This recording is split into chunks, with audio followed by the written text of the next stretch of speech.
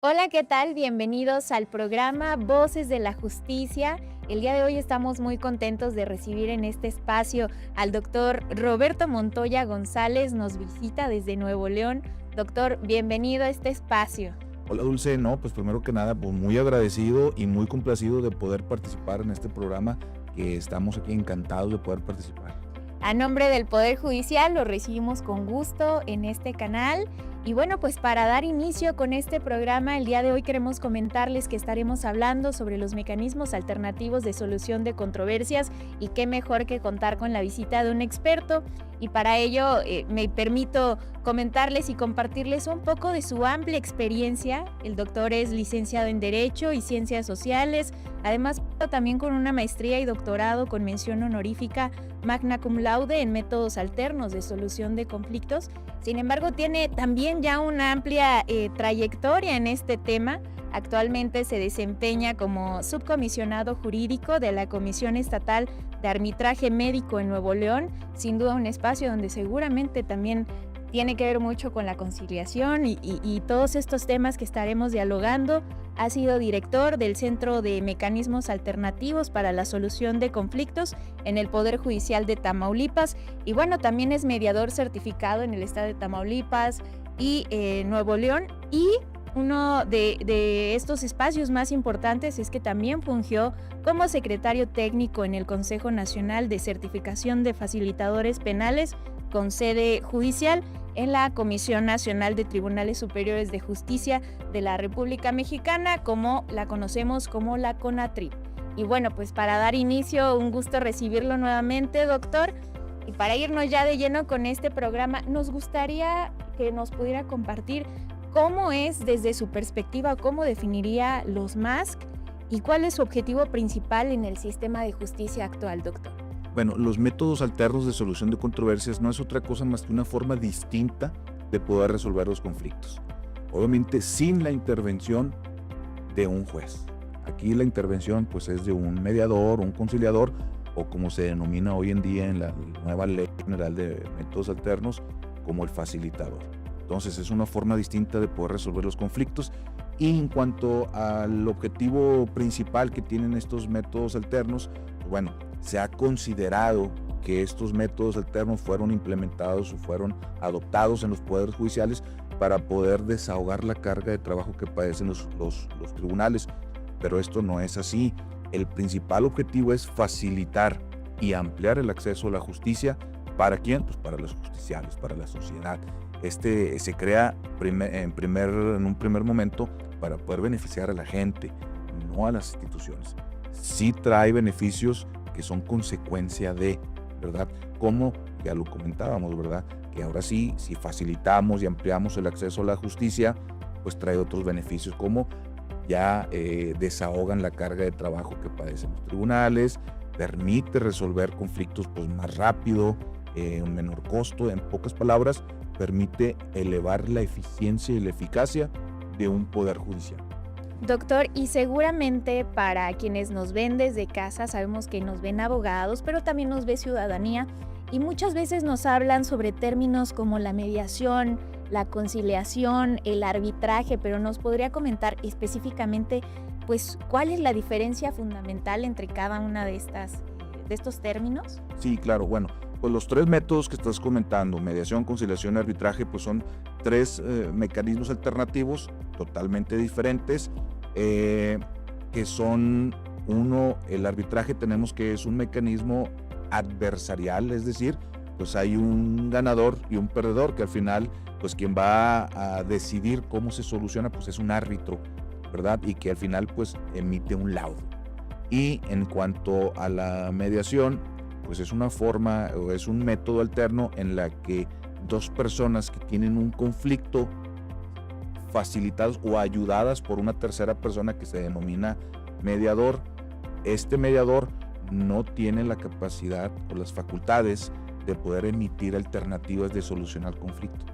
En cambio, en la conciliación, en las mismas partes que tienen un conflicto y que son auxiliadas por esta tercera persona, que es un conciliador, pues este conciliador sí tiene las facultades para poder emitir alternativas de solución al conflicto, opiniones en base a su experiencia, por ejemplo. Y en este sentido sabemos que pueden existir muchos conflictos pues civiles, familiares, laborales, penales. ¿En cuál de estas áreas considera que son más efectivos los medios alternativos de solución de controversias? En todas permite resolver el mayor número de asuntos en el menor tiempo posible y sobre todo a un bajo costo. Hablando, por ejemplo, para beneficios de un poder judicial, te comento, hace algunos años, me recuerdo cuando estaba en Tamaulipas, hicimos ahí un estudio en el 2014 para ser exactos. En ese entonces al Poder Judicial le costaba resolver un asunto a través del juicio, desde que se presenta la demanda hasta la sentencia, era 16,500 pesos en promedio un asunto. Y resolver un asunto a través de un procedimiento de mediación, es decir, desde que se firma la solicitud hasta que se llega a un acuerdo, en ese entonces le costaba al tribunal 5,000 pesos. Entonces estamos hablando que es una gran diferencia en cuanto a costos. Si nosotros analizamos esos dos elementos que mencioné, la eficiencia y la eficacia aplicada a un poder judicial, pues encontramos que la eficiencia pues tiene una connotación claramente económica: economizar tiempo, economizar dinero y atender muchos asuntos. Y si nos volteamos a ver al lado de la eficacia, pues ok, sí resolviste muchos asuntos a un bajo costo, pero de esos asuntos que tú resolviste, ¿cuántos se cumplieron de manera voluntaria los acuerdos? Porque nada me sirve resolver 1,000 asuntos si se incumplen el 80% o el 90%. Entonces, y te comento, esos estudios de ese entonces, solamente el 1.7% se incumplían en cuanto a los acuerdos. Entonces, estamos hablando de que es un índice muy elevado en cuanto a la eficiencia y la eficacia.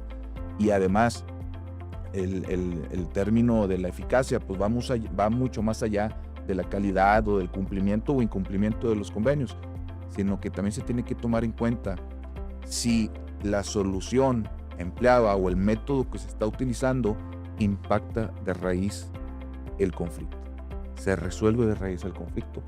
Ahora, si nosotros volteamos a ver el artículo 17, párrafo 3º, que en materia de resolución de fondo del conflicto, pues es algo que se tiene que ponderar, se tiene que privilegiar la solución de fondo. Entonces, cuando hablamos de la eficacia, pues tenemos que tomar en cuenta la calidad del acuerdo, tenemos que tomar en cuenta si la forma impacta de raíz el conflicto, y un tercer elemento es la percepción que la sociedad pueda tener en base al proceso que tú estás utilizando. Es decir, cómo percibe la sociedad la forma que tú utilizas como Estado para resolver los conflictos. Si utilizas la fuerza pública para resolverlos o utilizas la voluntariedad de las partes.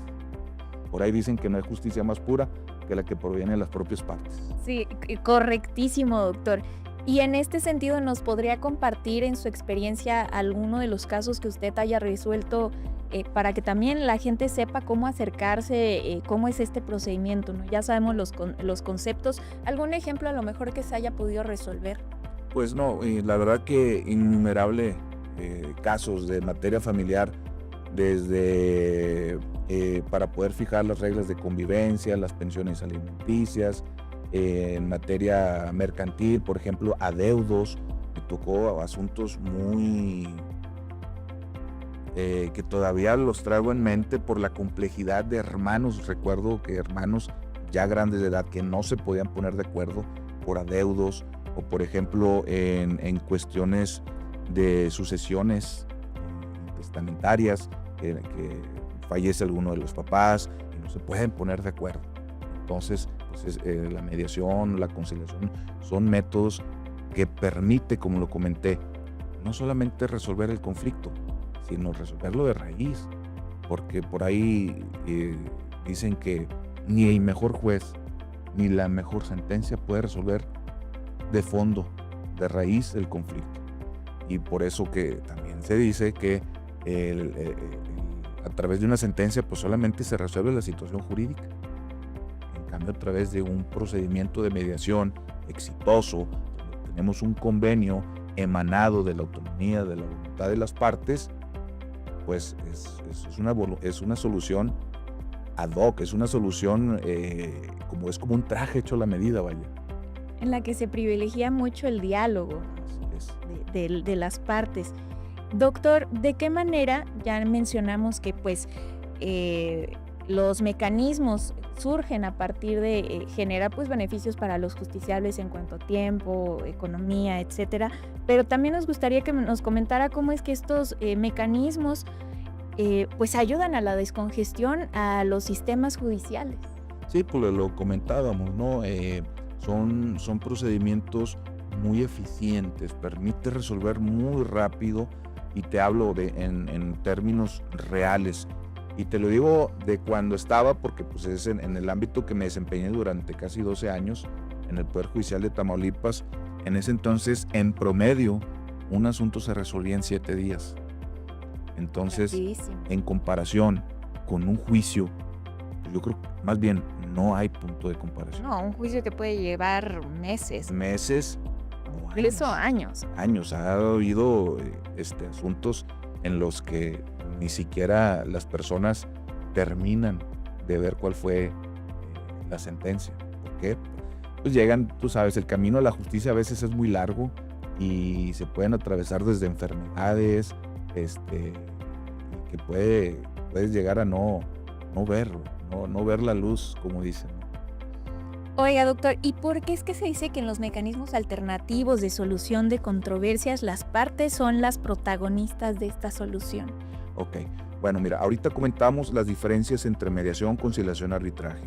Y voy a retomar el arbitraje. El arbitraje es un método alterno adversarial. ¿Por qué? Porque al final, pues, se emite un laudo que es equiparable o es un equivalente jurisdiccional a una sentencia, en el que pues, va a haber un ganador y va a haber un perdedor. En cambio, en un convenio que emana de un procedimiento de mediación o de conciliación, es producto de la autonomía de la voluntad de las partes. Tan es así, lo comentaba, es un gran porcentaje de cumplimiento voluntario.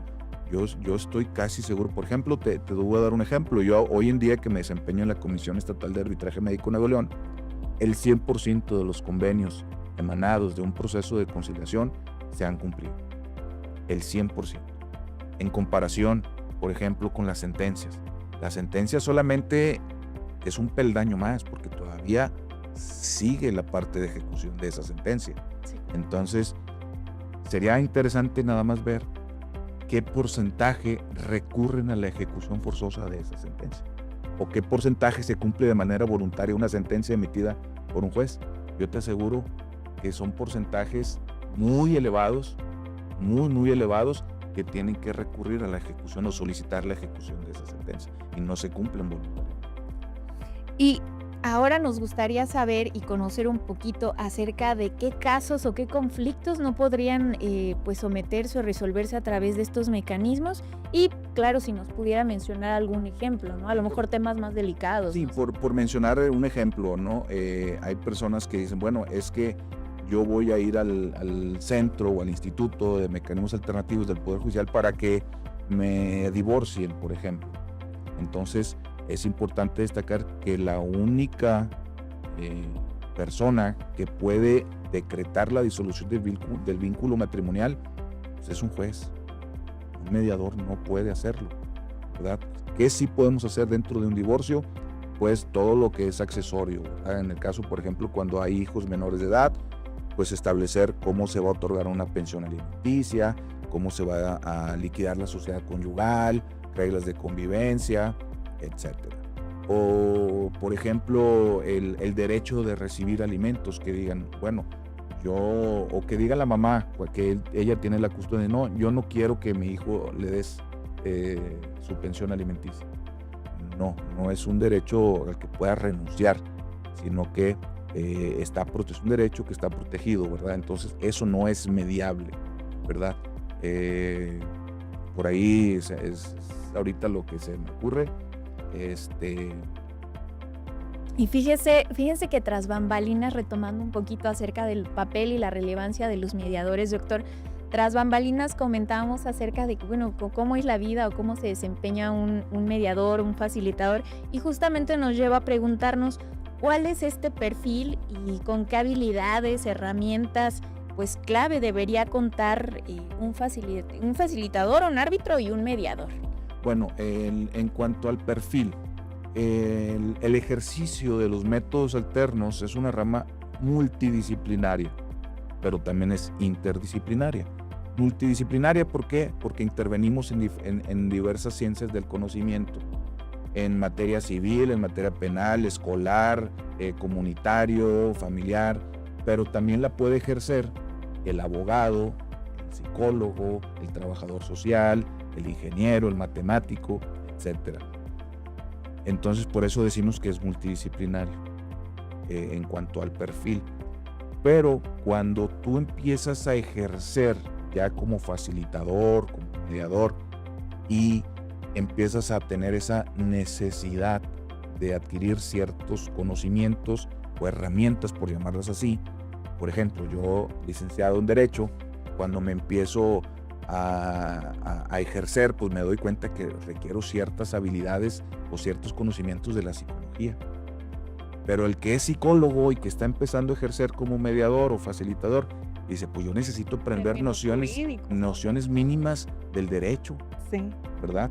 Entonces, yo siempre lo digo, ¿no? Que en cuanto en el perfil y las competencias, las habilidades, es como echar en una licuadora, así todo el abogado, el psicólogo, y lo licuamos y ahí sale, ¿verdad? Hasta el trabajador social, Hasta ¿no? el Que tiene que social. tener conocimiento de todo, ¿no? Así es.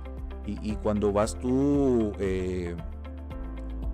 guiándote ya hacia una materia o especializándote en cierta materia, pues te das cuenta que tienes que ir aprendiendo nuevas, o al menos nociones básicas.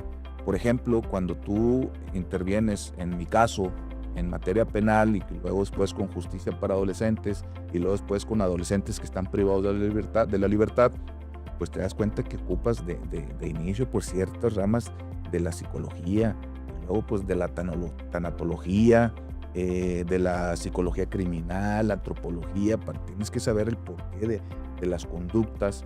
Entonces pues te va llevando, ¿no? te va llevando el ejercicio, y hay algo pues yo digo muy bonito, ¿no? Que es la especialización en tu rama. Muchos ya empiezan a agarrar esa rama por la materia civil y mercantil, la familiar, la materia penal. Entonces, pues es algo que vamos hacia allá. Es una de las tendencias, es la especialización. Y yo creo que algo también bien importantísimo es justamente lo que acaba de hacer usted, ¿no? La facilidad de poder dialogar, pero también de expresarse para que la otra parte entienda, ¿no? Porque quiero pensar que cuando hay un conflicto que las personas llegan a estos espacios, pues a lo mejor no siempre llegan del buen ánimo, ¿no? Contar con incluso ese tacto para poder, pues de alguna forma mediar, ¿no? El carácter y ver realmente cuál es el conflicto, ¿no? Sí, definitivamente, dentro de las habilidades que todo mediador debe tener, por ejemplo, el saber escuchar de manera activa. No podemos estar, supongamos ahorita que tú eres una de las personas que yo estoy atendiendo y tú me empiezas a contar o a narrar los hechos por el cual estás aquí, y yo me empiezo a ver aquí en mi teléfono, ¿no? Y empiezo aquí en el teléfono, sí, te digo, sí, sígueme platicando, te estoy escuchando. No. Escuchar también es un arte, ¿no? Sí, pues claro. Hay que adoptar una postura adecuada, ver a los ojos, el poder parafrasear para poder no solamente entender el mensaje, sino hacerte sentir a ti que estás siendo escuchada, ¿no? Y que me interesa el tema. Y generar, yo creo que incluso hasta esa confianza, ¿no? Así es. Yo creo que cuando empiezas a escuchar activamente, empiezas a generar esa confianza. Y cuando empiezas a generar confianza, pues empiezas a generar empatía también. Y cuando hay confianza, hay empatía, pues los acuerdos suelen llegar. Importantísimo lo que nos acaba de compartir, doctor. Y bueno, regresando un poquito a este tema, ¿qué se entiende por un acuerdo arbitral en el contexto de la materia del arbitraje, que es en el que actualmente se desempeña? Sí, dentro del mundo del arbitraje podemos ingresar o iniciar el arbitraje, obviamente manifestando la voluntad para poder participar en él. Y hay dos maneras, una antes de que surja el conflicto y una después de que ya está el conflicto.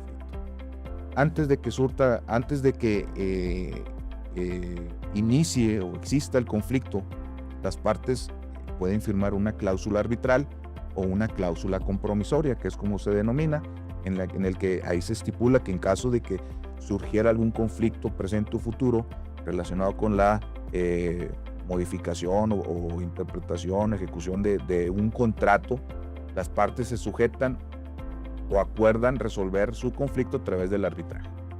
Entonces, ahí es antes de que surja el conflicto.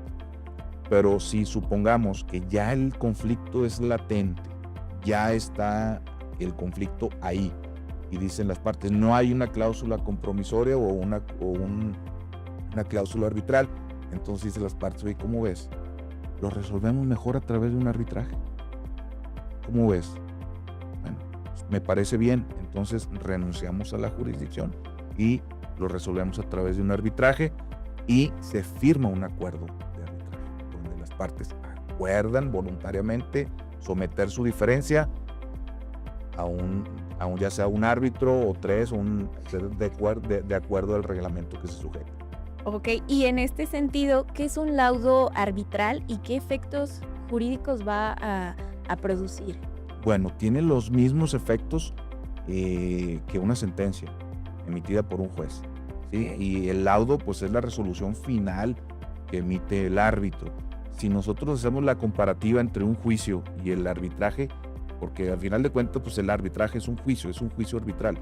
Y entonces, el árbitro, que hace las veces como si fuera un juez, y que el juez emite una sentencia, bueno, pues el árbitro emite un laudo, ¿verdad?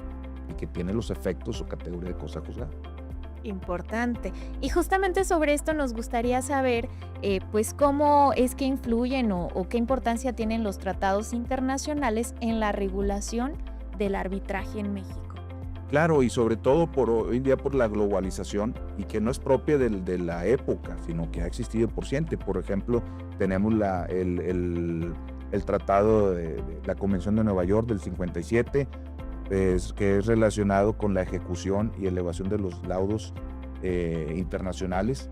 Es decir, cuando dos empresas que se encuentran geográficamente distantes, supongamos que una persona que está en Panamá y otra en México, entonces, pero existe relación comercial, entonces puedan sujetarse, y sobre todo que esos procedimientos que están utilizando tengan seguridad jurídica, que les dé seguridad jurídica de que cuando se obtenga una resolución, pues pueda ser ejecutable tanto en Panamá, por decirlo así, como en México. Y desde su perspectiva, doctor, ¿nos podría mencionar cuáles son las posibles limitaciones? Ya hablamos mucho acerca de los beneficios, ¿no? Tanto de los mecanismos alternativos, así como también dentro del arbitraje, pero ¿cuáles son las posibles limitaciones o desventajas que puede presentar el arbitraje? Bueno, yo creo que la principal desventaja es el desconocimiento. Hoy en día, no solamente por la sociedad o por el justiciable, por llamarlo así, sino por el foro litigante. Muchos no lo conocemos, entonces tenemos esa tendencia a rechazar lo desconocido. Luego. Así es, pero en muchos aspectos yo considero que el arbitraje es parte, yo creo que es el futuro también del derecho. El poder tener acceso a un juicio que es más rápido, menos costoso, y sobre todo que tiene los mismos efectos jurídicos que una sentencia. Entonces es cuestión de poder de conocerlo. Yo creo que esa es la principal limitante que tenemos, es el desconocimiento. Y es que, como mencionó, siempre lo desconocido, pues, nos aparta un poco, ¿no? En lugar de ir conociendo cómo lo podemos utilizar. Y pues nos sale, yo creo que una tendencia natural de nosotros los seres humanos es que cuando nos mueven o nos sacan de nuestra zona de confort, pues nos genera pavor, terror. Recuerdo cuando inició el nuevo sistema de justicia penal, pues muchos de que no, inclusive muchos teníamos, yo no, pero muchos sí tenían esa esperanza a que regresar al sistema anterior. Entonces, bien dicen, renovar o morir, porque si no te actualizas, ahí te quedas. Entonces, yo creo que hay que atrevernos a conocerlos. Y los que conocen, ya todos hablando en general de todos estos métodos alternos, los que lo conocen, pues no basta solamente con conocerlo, sino que también hay que utilizarlo. Y además de utilizarlo, hay que difundirlo.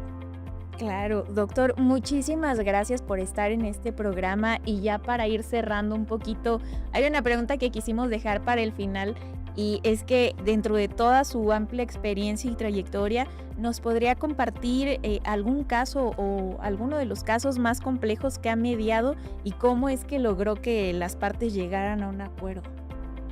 Bueno, Igualmente son muchísimos. Sí, son muchos casos, pero sí recuerdo mucho, precisamente ahorita comentaba algo, dos hermanos, ya grandes de edad, tenían una disputa precisamente por una herencia, en la que ya tenían muchísimos años que ni siquiera se dirigían la palabra, precisamente por eso, ya habían llegado agresiones, la familia totalmente dividida. Entonces, a raíz de este mecanismo, lograron ellos poder dialogar. Recuerdo que durante el proceso, uno de ellos llevó fotografías de ellos cuando estaban niños, de sus papás. Entonces, no solamente se pudieron poner de acuerdo, sino que además lograron sanar su relación como hermanos, ¿verdad? Que pues yo creo que siempre, toda la vida, van a ser hermanos. Entonces yo creo que es uno de los asuntos que sí me dejó marcado y que siempre lo recuerdo por el impacto. Yo creo que para todo mediador, ¿no? Se alegra cada vez que las partes llegan a acuerdos a través de sus propias palabras y no la que les impone un tercero. Yo creo que es una de las satisfacciones más grandes como un mediador o facilitador que más allá de resolver conflictos, bueno, pues también ayudan, como menciono, a recuperar lazos emocionales, familiares, ¿no? A solucionar conflictos pues tan importantes como este. Sí, porque es parte de la cultura de paz. Cada vez, yo creo que todo poder judicial, más allá de impartir justicia, yo creo que un poder judicial debe de impartir paz. Así de simple. Y más allá de paz, es felicidad. Muchísimas gracias, doctor. No sé si tenga algún mensaje para la audiencia que nos está viendo en estos momentos. No, pues nada más, Dulce, pues muy agradecido contigo y sobre todo también con la magistrada presidenta por la invitación, por la magistrada Fanny, por esta invitación aquí al Tribunal Superior de Justicia del Estado de Tlaxcala. Siempre muy complacido, muy contento de poder estar y compartir con ustedes. Doctor, un gusto tenerlo en el programa Voces de la Justicia. El día de hoy escuchamos precisamente una voz de los mecanismos alternativos de solución de controversias. Gracias por estar en este programa y sobre todo por concluirlo de una forma espectacular con la frase que dijo que más allá de que un poder judicial imparta no solo justicia, el hecho de que pueda impartir paz. Para el Poder Judicial es un gusto haberlo recibido y para quienes nos ven y nos escuchan, no olviden seguirnos a través de nuestras redes sociales oficiales, a través de la plataforma de Spotify, YouTube, Facebook. Ahí nos pueden encontrar y en el próximo programa estaremos hablando sobre el Código Nacional de Procedimientos Civiles y Familiares. No se lo pierdan. Síguenos en nuestras redes sociales y no te pierdas nuestro próximo capítulo.